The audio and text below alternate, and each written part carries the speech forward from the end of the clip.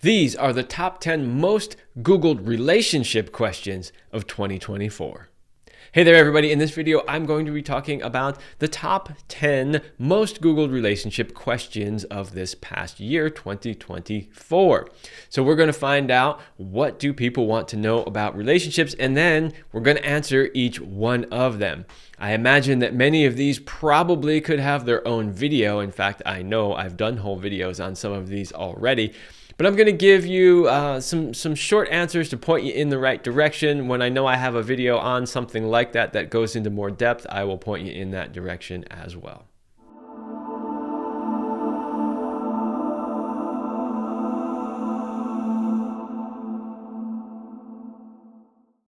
But before I do that, please make sure that you like, share, and subscribe. Doing so greatly helps the channel. I am very close to hitting 100,000 subscribers. That's a big goal on YouTube. I'm really excited about it. So if you're not subscribed to the channel, please make sure that you subscribe. Also, liking the videos and sharing them with your friends tells the algorithm that people want this content and really helps the channel out and helps people get more access to quality information about sex, love, and relationships. So I'd really appreciate it if you do that. I'm Kevin Anthony, Certified Sexologist, Tantra Counselor, NLP Practitioner, and sex, love, and relationship coach. And for over a decade, I have been helping men, women, and couples have the relationship of their dreams and the best sex of their lives. Okay, number 10, how to navigate long-distance relationships. This is one where I can tell you I did an entire video on this topic. So I've talked about this in other videos. I've been doing a lot of group coaching. And one of the things that I've been noticing come up very frequently in those group coaching calls from usually multiple people is that they are in long distance relationships. So I'm not at all surprised to see this on the list. It seems to be something that is occurring more and more these days. And I think it probably has to do with technology enabling us to reach out further when dating and looking for partners. And so we're tending to find people that are further and further away. I think that has a lot to do with it. Interestingly enough, that video didn't do as well as I thought it would, given how many people asked me about it. It's a fantastic video though, so if you are in a long distance relationship or thinking about getting in one, please go check that out. What I'll say here is long-term long-distance relationships are very challenging, and I think it's best if you set some sort of limit around how long you're going to be separated. You know, often it's for a job or it's because you met and you're far away and you need time to make sure it's the right relationship. You need time to, change your lives, move, maybe change jobs, kids in school, things like that. But if you have a sort of timeline that you're following, that makes it a lot easier. When things are very undefined, it feels very unsafe for people, and over time it really becomes an issue. So agree on some period of time with which, like, okay, by X amount of time we would like to change this situation. And then while you are in a long distance relationship, make sure that you are really nurturing it. So agree on how frequently you will talk to each other, what types of communications, whether they're video calls, phone calls, messages every day. Like, really get on the same page, because often what I see in long distance relationships is one person thinks that, every couple of days is good, and the other person's like, no, I want to hear from you every single day, and that can cause some strain. I would say also, if it's going to be a longer period of time, you really do need to plan for ways that you can see each other physically in person from time to time. So let's just say it's going to be 3 months while somebody is maybe away at a job or something like that. At least once a month, maybe you meet halfway in the middle, maybe he comes to see you, maybe you go to see him, whatever it is. Just try to have those in between. It gives you something to look forward to, and it really helps. It makes it seem like it's not as long as it is. And really, long distance relationships just take a lot of nurturing, because they require a lot of trust that the other person is being faithful, that they're really working towards bridging the gap, things like that. So they can be challenging, but they can be done. And those are just a few tips on how to navigate them successfully. If you want a lot more, go to my channel and just type in long distance relationships and you'll get a whole video on that. Number 9, Is it okay to ghost somebody? No. No, it's not. Okay, move on. No, I'll give you a little bit more than just that. No, it's not really good to ghost somebody. If you don't want to talk to somebody, just be a mature adult and let them know, hey, I don't think we're a good match. It was great to meet you. It was great to go out on a date with you, or it was great to chat with you on Messenger, whatever it is. But I don't think that this is, the right relationship for me. And, I'd like to move on. When you ghost people, they create all kinds of stories. It can really torture the person on the other end. What did I do wrong? Blah, blah, blah. So it's not really a good, mature thing to do. Rather than just disappear and ghost them, it would be better to, be mature and do the hard thing and tell them, that it's not working for you and that you would like to move on. All right, number 8. How to deal with jealousy in a relationship. Okay, this is a tough one. Again, I have multiple videos on my channel about jealousy and how to deal with jealousy. I have podcasts on that topic as well. What I'll say here is, the best way to deal with jealousy is to cultivate trust within the relationship. So if you really, really trust your partner, then jealousy is not really an issue. So if you're feeling really jealous, then you have to ask yourself, why is that? Why don't I trust my partner? Now, sometimes it might be something that your partner has done in the past or some pattern that they have, in which case you need to work together to change that pattern, to get them to, promise to you that they will, be on better behavior. But sometimes jealousy is kind of irrational and doesn't really make a lot of sense, and there's nothing the person did on the other side, but it's still something that you're feeling, in which case you need to work on what is the root of that jealousy. It probably has nothing to do with that person at all. It might go back to previous relationships. It might go back to your childhood. So you got to find out what the root cause of that jealousy is and really work on it on your own end so that you can show up in a healthy place, because that jealousy is really, really toxic to the relationship, and eventually it will likely cause the end if it gets bad enough. And even if it doesn't get that bad, it's going to cause a lot of struggle in your relationship, and that's really not something that you want to deal with. So definitely, work on both of your ends to heal whatever you need to heal as far as your patterns, and then of course work at establishing deep trust in the relationship. All right, number 7. What is love bombing? Okay, love bombing is something that happens when, two people generally meet in the beginning and the other person is just all over them with phone calls and text messages and sending gifts and, doing all this super romantic stuff, but in a way that seems a bit excessive. Some people think that love bombing is a great way to show how much you care. I would say that often when somebody's love bombing, it's kind of a red flag, honestly.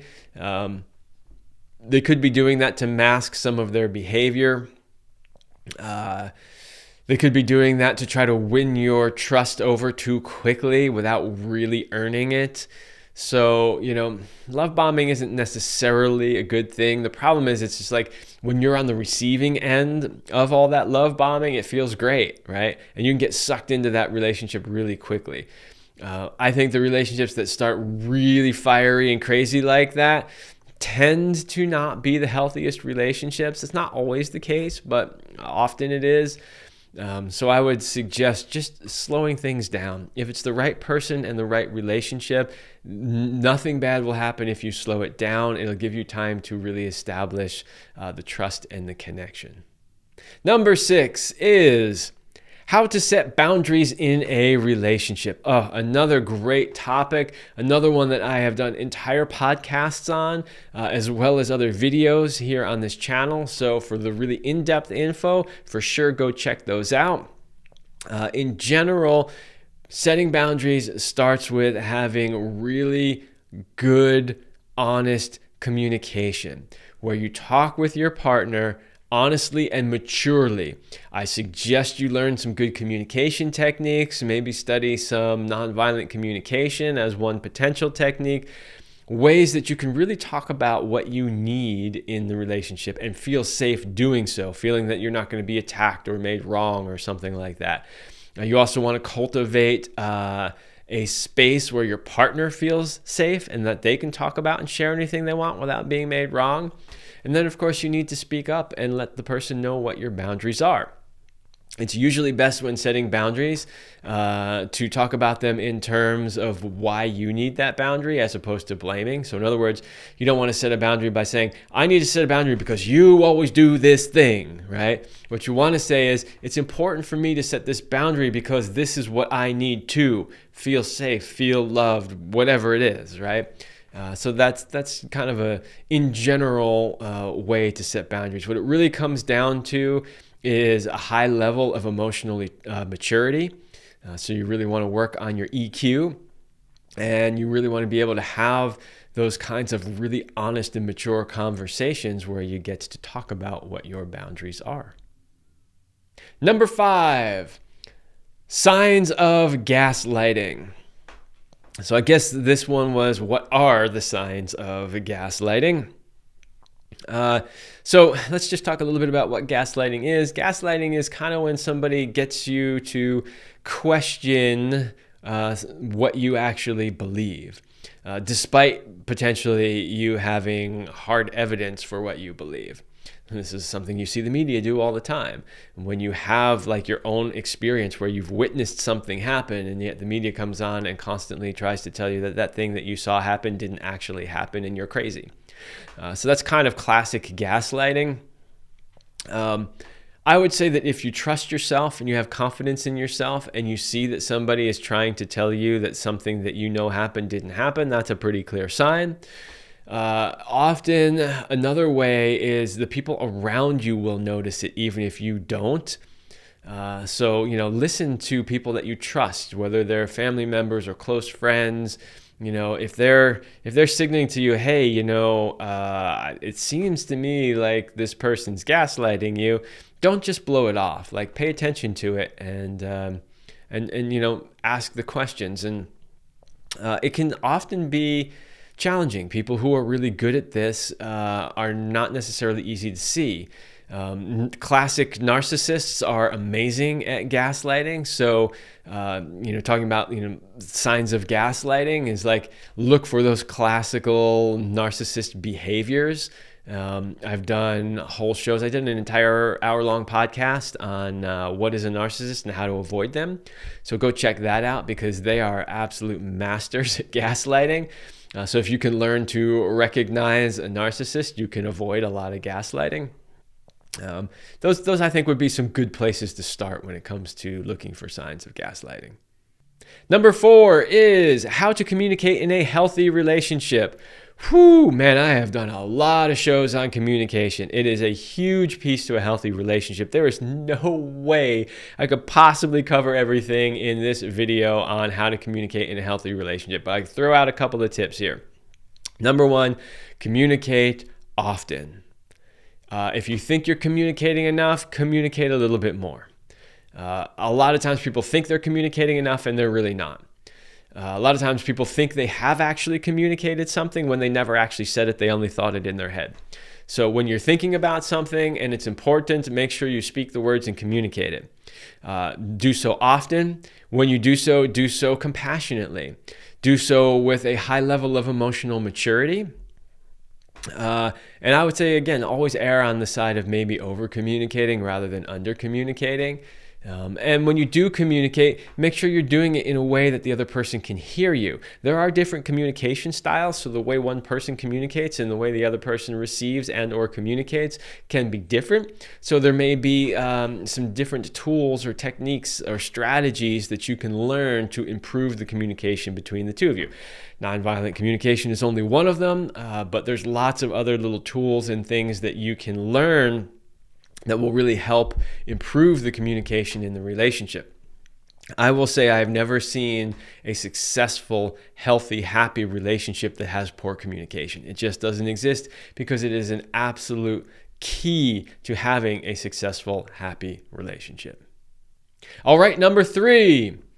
What is an open relationship? Okay, well, an open relationship is a relationship in which the two people in that relationship have agreed to some rules that allow them to have certain needs met outside the relationship. Now, those needs could be simply emotional needs, where, a couple agrees that the other person can spend time with somebody and get their emotional needs met, but not necessarily physical.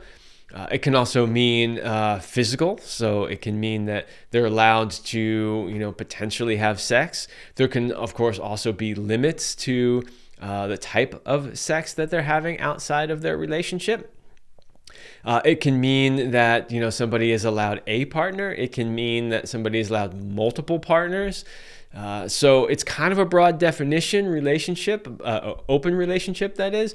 But basically what it means is that two people who are in a relationship agree to open up that relationship to having others come in and fulfill needs for one or both partners.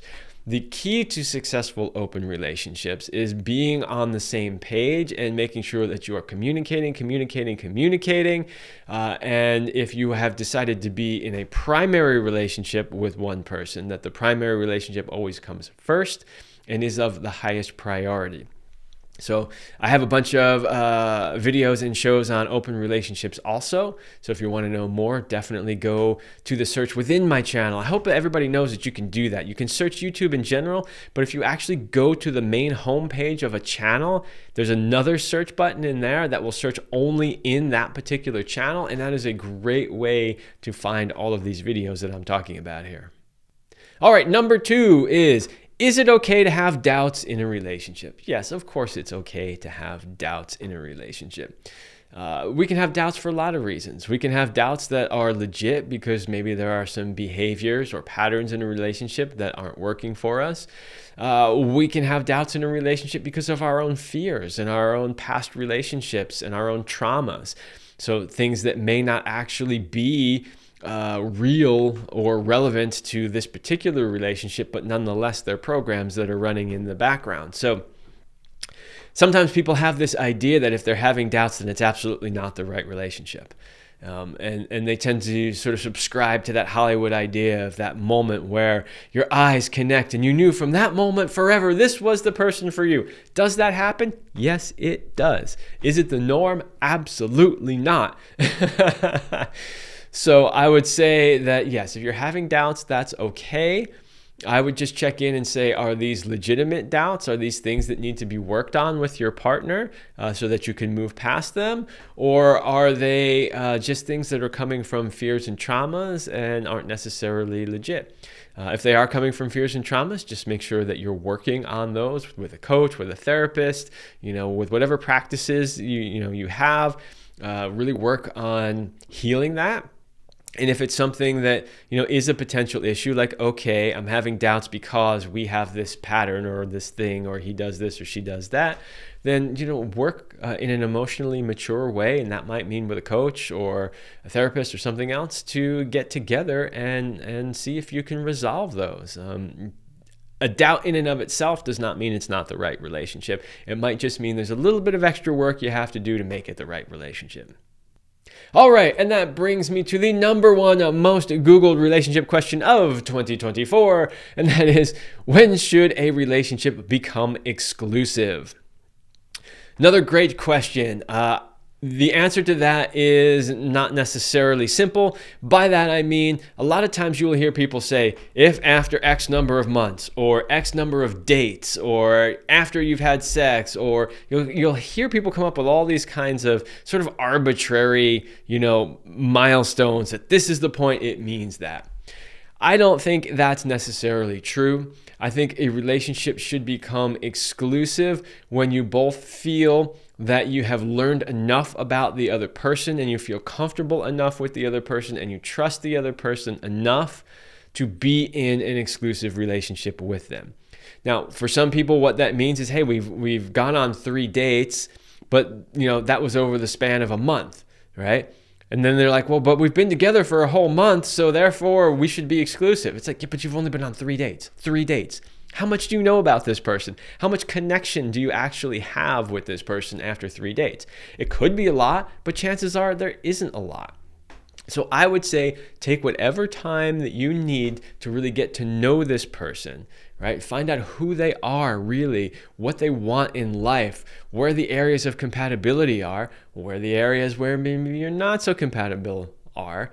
And then when you feel comfortable and you feel like you trust this person and you feel like, yes, this could be a serious potential mate, and we both sit down and have the discussion and agree that we want to be in an exclusive relationship, then that is the actual time to be in an exclusive relationship.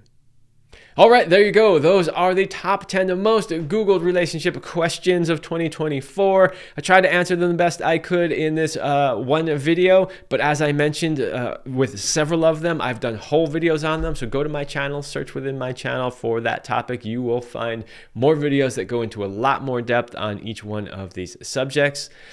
And of course, if you want to find more of my work, then go to kevinandceline.com/link in bio. From that one page, there are links to all the things I'm doing. My men's sexual mastery programs at powermastery.com. You'll find my podcast, the Love Lab podcast, of course, this YouTube channel, my media appearances, my coaching programs, my great products, blogs, everything. It's all right there. Just go check it out. kevinandceline.com/link in bio.